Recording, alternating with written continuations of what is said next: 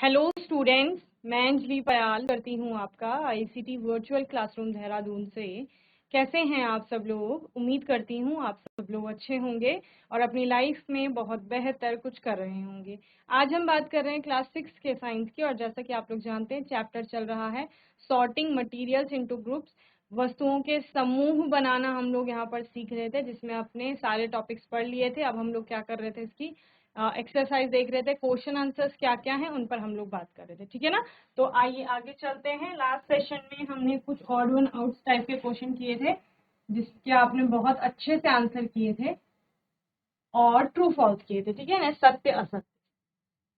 जैसे एक्सरसाइज में पहला क्वेश्चन था, find the odd one out from the following, निम्नलिखित में से विषम का पता लगाएं। जिसमें आपने पहला देखा था chair, bed, table, baby, cupboard. तो इन सब चीजों में से अलग क्या है? तो क्योंकि आपने बोला चेयर हो गई, बेड, टेबल या कबर्ड, ये सारा फर्नीचर्स की कैटेगरी में आता है। जैसे बच्चे ने कहा था कि ये लकड़ी के बने होते हैं, योगेश ने कहा था। और बेबी जो है इन सब से अलग है, इस ग्रुप से अलग है, तो उसको हम क्या समझेंगे? ये ऑड है, यानी कि विषम है। ठीक है।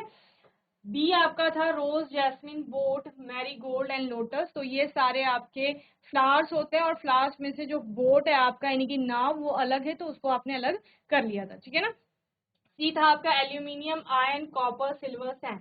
तो ये क्वेश्चन ममता ने आंसर किया था, तो उन्होंने बोला था कि मैम सैंड जो है वो अलग होती है इस पूरे ग्रुप से, बाकी सारी मेटल्स हैं, और जो रेत है हमारा वो मेटल यानी कि धातु नहीं है। ठीक है, चलिए नेक्स्ट था आपका true and false. Stone is transparent while glass is opaque. पत्थर पारदर्शी होता है जबकि कांच अपारदर्शी होता है, तो ये असत्य था, यानी कि फॉल्स। नेक्स्ट आपका notebook has lustre while eraser doesn't. Notebook में चमक होती है जबकि इरेजर में नहीं, तो ये भी असत्य था। चॉक डिजॉल्व इन वाटर, ये भी असत्य है। Gold is most ductile metal, ये मैंने आपको होमवर्क में दिया था। बताओ कौन ढूंढ के आया इसका आंसर? हैंड रेज करिए। जीआईसी पुभाव आवाज आ रही है? हैंड रेज करिए। चलो आंसर बताओ मुझे। Gold is most ductile metal, सोना सबसे तन्य धातु है। सही है या गलत? तन्य का मतलब क्या होता है? तन्य उन चीजों को कहा जाता है जिनकी आप पतली पतली तार बना सकते हैं। तो धातु की पतली पतली तार बनाई जाती है ना। तो तार किसकी देखी है आपने? एल्यूमिनियम की देखी है, कॉपर की देखी है ना? तो ये सारी क्या है? Metal. Yes, good morning. Good क्या नाम है मॉर्निंग बेटा? मैम। मैं लोकेश। ओके, इसका आंसर क्या है? Gold is most ductile metal. True और फॉल्स कैसी स्टेटमेंट है? मैम दू मैम सत्य। सत्य है। वेरी गुड, सिट डाउन बच्चे। तो यहाँ पर ये वाली स्टेटमेंट आपकी सही है, क्योंकि हमें पता है जो गोल्ड होता है वो मोस्ट डक्टाइल, इसीलिए उसकी क्या बन रही है? ज्वेलरी आपने देखी है गोल्ड की। ठीक है, तो कितना पतला पतला डिजाइन, पतले पतले तार का डिजाइन बनाया जाता है उसमें। क्यों? क्योंकि वो बहुत ज्यादा डक्टाइल होती है। तन्य का मतलब क्या होता है? तन्य का मतलब होता है जिसको खींच करके उसकी पतली तार बनाई जा सकती है। अब मैं इसको खींचूं तो इसकी तार थोड़ी बनेगी, तो टूट जाएगा। जैसे लकड़ी होती है, उसको खींचेंगे तो तार नहीं बनेगी, है ना? तो ये सारी कैसी है? ये सारी अतन्य है, यानी कि डक्टाइल नहीं है। तो ये वाला स्टेटमेंट जैसे लोकेश ने बताया हमें, ये कैसी है? ट्रू है आपकी, यानी कि सत्य है। ठीक है, चलिए ना। एक क्वेश्चन मैंने आपको होमवर्क में दिया था, what do you mean by classification?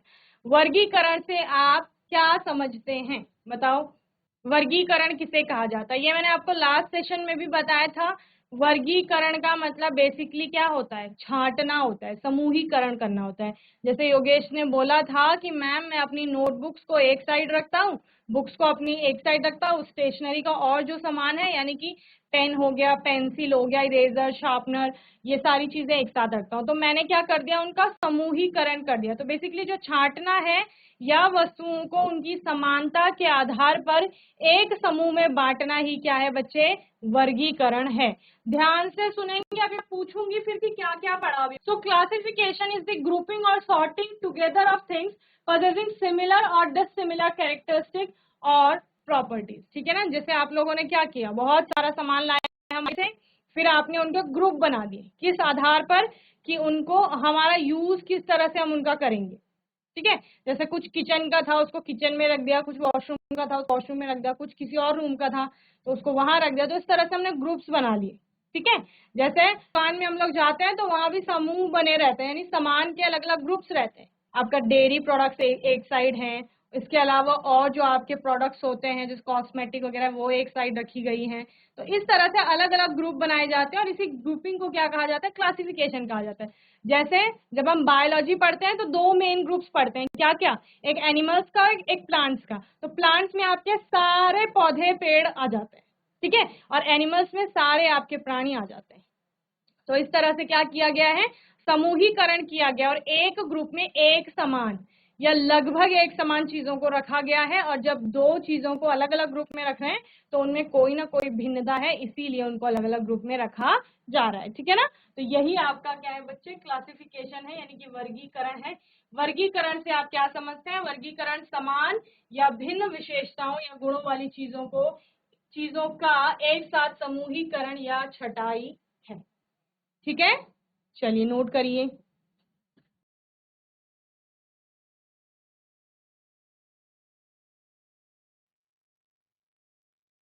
तो समूहीकरण का मतलब छांटने से है। जैसे हम अलग अलग, देखो आप बहुत सारी चीजें लाते हैं, हम लोग सब्जी भी ला रहे हैं, फ्रूट्स भी ला रहे हैं, तो फिर हम उनको फिर से कैटेगराइज कर देते हैं कि सब्जी में हमारी कौन कौन सी चीजें आएंगी, फ्रूट्स में हमारी कौन कौन सी चीजें आएंगी। तो हमने उनकी उपयोगिता के आधार पर या उनमें उपस्थित गुणों के आधार पर उनको क्या कर दिया, बांट दिया यहाँ पर। ठीक है।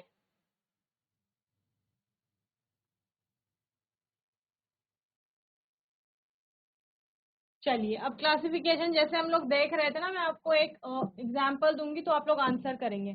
हमारे पास कुछ चीजें हैं, हमारे पास चीनी है, रेत है, हमारे पास चौक है, लकड़ी का बुरादा, सॉडस्ट जिसे आप कहते हैं, ठीक है, एंड नमक। अब इन सबको आपने छांटना है, ठीक है, और छांट करके दो समूहों में आपने इनको बांटना है। ठीक है ना। दो समूह बनाएंगे,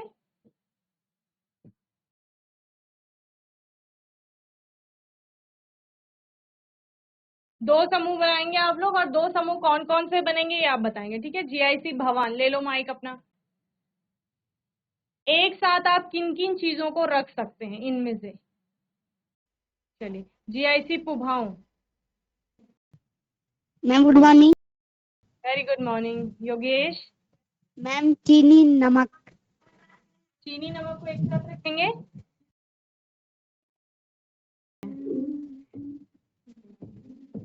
और दूसरे ग्रुप में, दूसरे समूह में क्या आएंगे,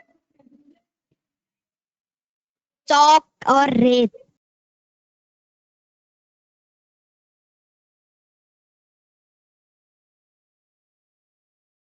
लकड़ी का बुरादा कौन से ग्रुप में होगा, रेत, चाक और रेत। Very good. तो आपने चीनी और नमक को एक साथ क्यों रखा,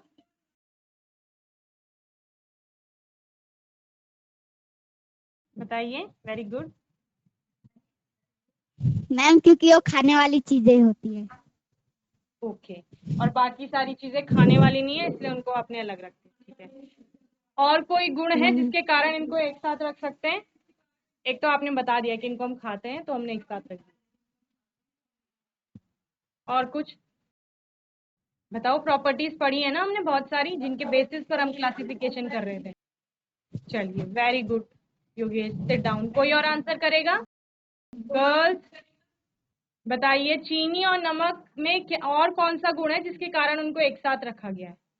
बहुत सिंपल सी चीज है, चीनी और नमक एक साथ क्यों है एक ग्रुप में। योगेश ने बोला मैम खाने वाली चीजें, सही है, वो भी एक चीज है। दूसरा उसके अलावा कौन सा गुण है मेन, सिंपल सी चीज है, बताओ। चीनी और नमक किस किसने देखा है, हैंड रेस करो। देखा है चीनी और नमक, जिसने देखा है वो हाथ उठाओ। ठीक है। जीआईसी भवान में सबने देखा है, उभाऊ में सबने देखा है। चीनी और नमक में क्या गुण आपको देखने को मिलता है? चाय बनाने में चीनी यूज होती है, तो पानी में हम लोग चीनी डालते हैं, तो चीनी वहां क्या हो जाती है? घुल जाती है। नमक का यूज कहाँ करते हैं? नमक का यूज हम खाना बनाने में कर रहे थे, जब हम सब्जी बना रहे हैं तो उसमें हम नमक डाल रहे हैं, तो नमक जैसे उसमें डालते हैं कुछ टाइम के बाद नमक हमें उसमें दिखती नहीं है अलग से। ऐसे हम नमक को देखेंगे तो व्हाइट क्रिस्टलाइन फॉर्म में दिखता है, क्रिस्टल के रूप में दिखता है आपको नमक, छोटे छोटे क्रिस्टल होते हैं। चीनी भी उसी तरह दिखती है। चीनी पानी में डाली तो अब वो क्रिस्टल दिखाई नहीं देंगे। नमक को पानी में डाल लीजिए एक दूसरे गिलास में, तो नमक भी आपको नहीं दिखेगी। तो दोनों पानी में घुल जाते हैं, घुलनशील है, जिनको हम क्या कह रहे हैं? जल में विलेय कह रहे हैं। तो ये दोनों जल में घुल रहे हैं, इसलिए एक साथ है। और चौक हो गया, रेत हो गया, या लकड़ी का बुरादा हो गया, ये पानी में यानी कि जल में आपके घुलते नहीं है, डिजोल्व नहीं होते, तो ये इनसॉल्युबल है, यानी कि अविलेय है। विलेय का मतलब होता है विलीन हो जाना, यानी घुल जाना, और अ का मतलब होता है नहीं, जो विलीन नहीं होते हैं, यानी कि घुलते नहीं। क्लियर है? चलिए, तो इस तरह से आप समूहीकरण कर देंगे। जो आपने समूहीकरण किया योगेश ने वो भी सही था, लेकिन हमने चूंकि प्रॉपर्टीज पढ़ी है साइंस में, और हमने पढ़ा है कि विलेयता के आधार पर भी हम समूह में बांटते हैं, तो वही प्रॉपर्टी आपको यहाँ पर यूज करनी है। चलिए, नेक्स्ट क्वेश्चन है, what is the need for classification? वर्गीकरण की क्या आवश्यकता है, या वर्गीकरण की आवश्यकता क्यों है? बताओ, क्यों हमें क्लासिफाई करना है? देखो, दुकानदार होता है ना, कोई शॉपकीपर, हम में से आप में से कईयों की शॉप होंगी, ठीक है, तो आप लोग उन शॉप्स में उन सामान को वर्गीकृत करके क्यों रख रहे हो? या अगर आप अपने ही स्टडी टेबल में बुक्स को और नोटबुक्स को अलग अलग करके रख रहे हो, तो क्यों रख रहे हो? उसकी नीड क्या है? बताओ, कौन बताएगा? वर्गीकरण यानी सामान को समूहों में बांटना क्यों आवश्यक है? बताइए, कोई बताएगा? हैंड रेज करो जल्दी से, जिसको आता है, ये पढ़ा है हमने बहुत अच्छे से। बोलो। मैम क्योंकि इसकी मात्रा पता चल जाती है। ठीक है, मात्रा पता चल जाती है, और मैम उत्ते वेरी गुड। इसलिए उसको एक समूह में रखते हैं। हाँ, इसलिए रखते हैं। और क्या हो सकता है? जैसे मैं, आप, लोकेश, ममता, हम सब एक शॉप पे गए, ठीक है, माइक ऑफ कर लेंगे।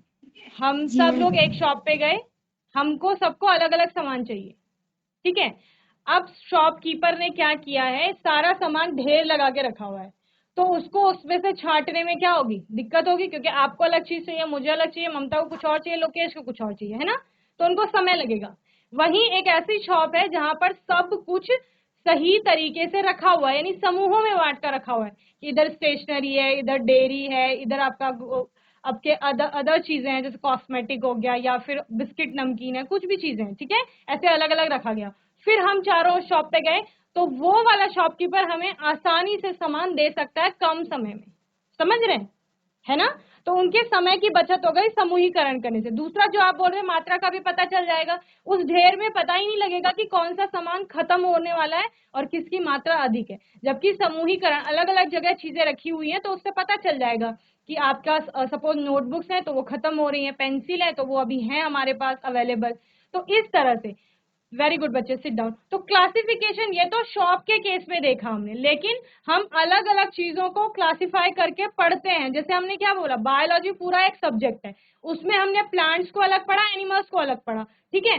जैसे अभी आपने क्या पढ़ा था, अभी आप साइंस पढ़ते हैं, छोटी क्लासेस में आप ईवीएस पढ़ते थे, बड़ी क्लासेस में आके ईवीएस में से साइंस अलग हो गया, एसएसटी वाला पोर्शन अलग हो गया, फिर एसएसटी में आपकी 3-4 बुक्स बन जाती है ना, तो वो भी क्लासिफिकेशन है एक तरह से। तो वर्गीकरण से एक तो हमारे समय की बचत होती है, दूसरा हमको एक सिस्टमैटिक नॉलेज गेन होता है, यानी क्रमबद्ध अध्ययन। पहले आपने ईवीएस पढ़ा 5th क्लास तक, देन आप साइंस अलग पढ़ते हैं, एसएसटी अलग पढ़ते हैं, फिर एसएसटी में हिस्ट्री अलग पढ़ते हैं, ज्योग्राफी अलग पढ़ते हैं, पॉलिटिकल साइंस अलग पढ़ते हैं, इस तरह से। तो आप क्या कर रहे हो? सिस्टमैटिक नॉलेज गेन कर रहे हैं, ठीक है ना, तो उसके लिए क्लासिफिकेशन जरूरी होता है आपका, ठीक है। सो classification is essential for identification of object, किसी भी वस्तु की पहचान करने के लिए, सॉर्टिंग ऑफ ऑब्जेक्ट, वस्तु को अलग अलग तरीके से रखने में, यानी जो छटाई आप बोल रहे हैं, लोकेटिंग थिंग्स, चीजों का पता लगाने के लिए, जैसे हम सामान लेने गए थे तो हमें पता, शॉपकीपर को पता था, okay, understanding similarities and dissimilarities among objects, और किस लिए, एक समूह में जो चीजें आएंगी उनमें कुछ ना कुछ समानता होगी। जैसे आपने कहा चीनी हो गया, नमक हो गया, उसमें समानता है, तो हमें उस ग्रुप की कुछ सिमिलैरिटीज यानी समान गुणों के बारे में पता होगा। और दूसरा रेत हो गया, लकड़ी का बुरादा, वो वाला ग्रुप उससे अलग कैसे है उसके बारे में भी पता होगा। Making the study of object easy and more meaningful, ठीक है ना, किसी भी वस्तु के बारे में अच्छे से पढ़ना और उसको और अधिक मीनिंगफुल बनाना यानी कि सार्थक बनाना, इसके लिए आपका जो वर्गीकरण है वो आवश्यक है। वस्तुओं की पहचान, उनकी छटाई, चीजों का पता लगाना, वस्तुओं के बीच समानता और असमानता को समझना, वस्तुओं के अध्ययन को आसान और अधिक सार्थक बनाना, इन सभी में आपका क्लासिफिकेशन आवश्यक होता है। क्लियर? चलिए नोट करिए जल्दी से।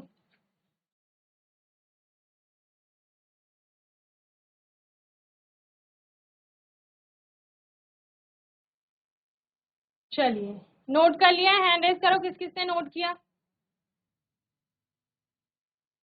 ठीक है, वेरी गुड वेरी गुड, बाकी लोग देख लेंगे उनसे, ठीक है।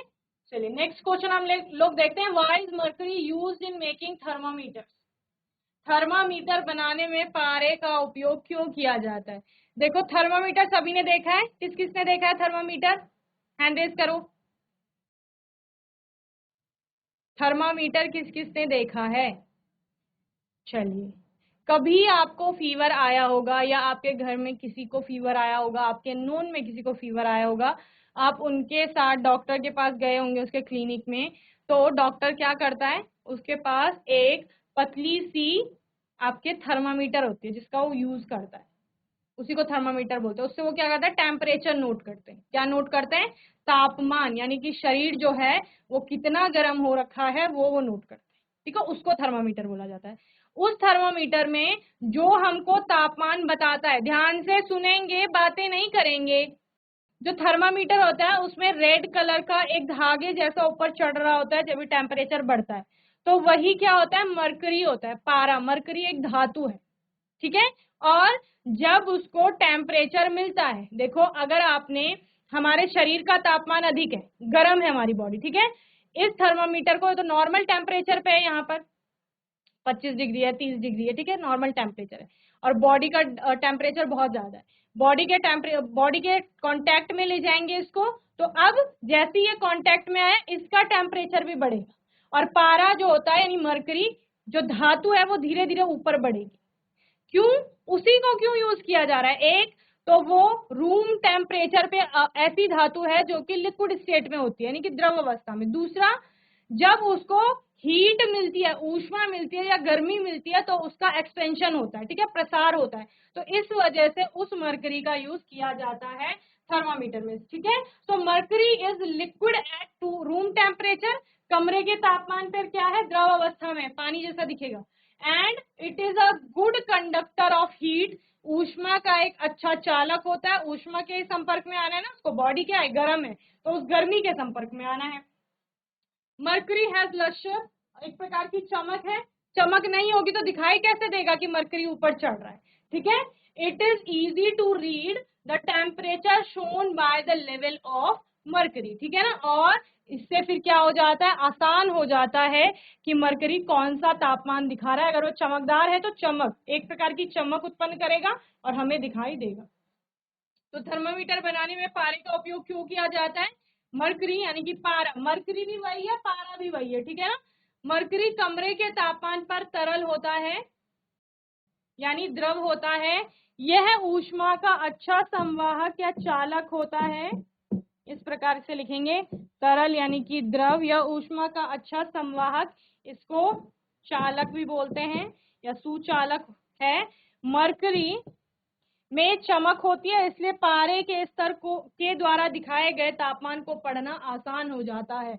और ये पारा किसके लिए आ रहा है, मरकरी के ही लिए आ रहा है, और जिसका सिंबल क्या होता है, कैपिटल एच स्मॉल जी, एच जी प्रतीक होता है इसका, ठीक है।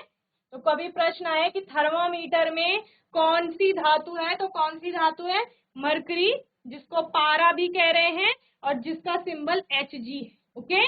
और ये कमरे के तापमान पर द्रव अवस्था में आपको मिलती है, नोट करिए।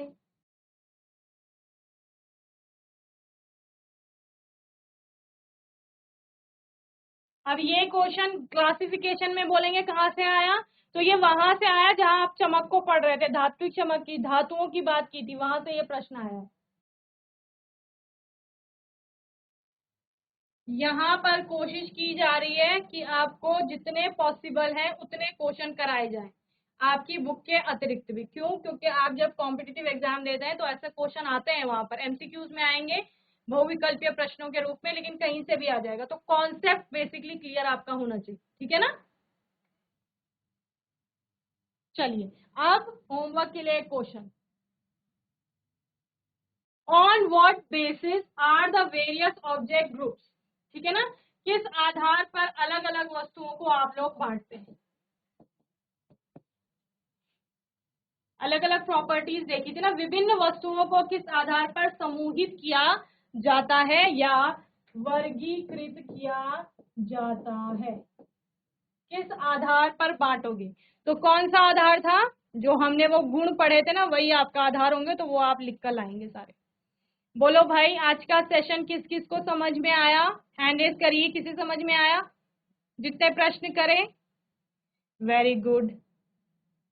चलिए, और आज के सेशन में हमेशा की तरह जीआईसी भवान और जीआईसी पुभाओं के बच्चों ने बहुत अच्छे से क्लास अटेंड की, बहुत अच्छे से रिस्पॉन्स किया। योगेश ने, लोकेश ने बहुत अच्छे से आंसर किया। सभी बच्चों को ऐसे ही पढ़ाई करनी है। कोई भी डाउट होगा, क्वेश्चन होगा तो सेशन में पूछ लेंगे आप। आने वाले सेशन में कुछ और नए प्रश्नों के साथ हम आएंगे, और तब तक के लिए आईसीटी वर्चुअल क्लासरूम से जुड़ने के लिए धन्यवाद।